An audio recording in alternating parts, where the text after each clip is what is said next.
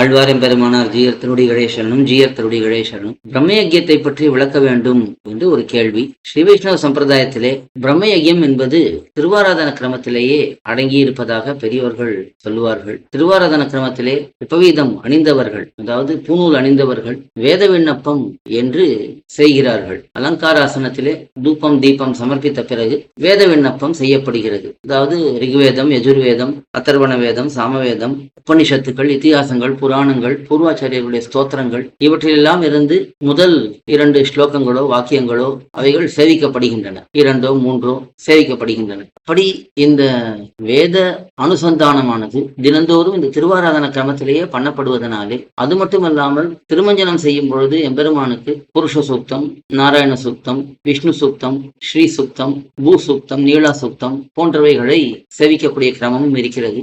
இப்படியெல்லாம் இருப்பதனாலே இந்த திருவாராதன கிரமத்திலேயே பிரம்ம யஜ்யமானது அடங்கி இருக்கிறது என்று சொல்லுவார்கள். வைதிக மார்க்கத்திலே இந்த பிரம்ம யஜ்யம், தேவ யஜ்யம், பித்ரு யஜ்யம், மனுஷ யஜ்யம், பூத யஜ்யம் என்று பஞ்சமகா யாகங்கள், பஞ்சமகா யஜ்யங்கள் காட்டப்படுகின்றன. இவைகளெல்லாம் நாம் செய்ய வேண்டிய ஆராதனங்கள். யாகம் என்பது ஒரு தியாகத்தை குறிக்கும். இங்கே வேதத்தை சொல்லி யாகம் பண்ணுவது, தேவர்களுக்காக யாகம் பண்ணுவது, மனுஷர்களுக்கு ஒரு பிரசாதத்தை அளிப்பது, பூத்தங்களுக்கு அதாவது உயிரினங்களுக்கு பிரசாதத்தை அளிப்பது, பித்ருக்களுக்கு ஒரு சமர்ப்பணத்தை பண்ணுவது என்றெல்லாம் இந்த பஞ்சமகா யஜ்யத்திலே காட்டப்படுகின்றன. அதிலே இந்த பிரம்ம யஜ்யம் என்பது திருவாராதன கிரமத்திலேயே அமைந்திருக்கிறது என்பது காட்டப்படுகிறது. இன்னும் இதிலே விளக்கம் வேணும் என்று தோன்றுபவர்கள் பெரியோர்களிடத்திலே கேட்டு தெரிந்து கொள்ளலாம். ஆழ்வார் எம்பெருமானார் ஜீயர் திருடி கணேசனும் ஜீயர் திருடி கணேசனும்.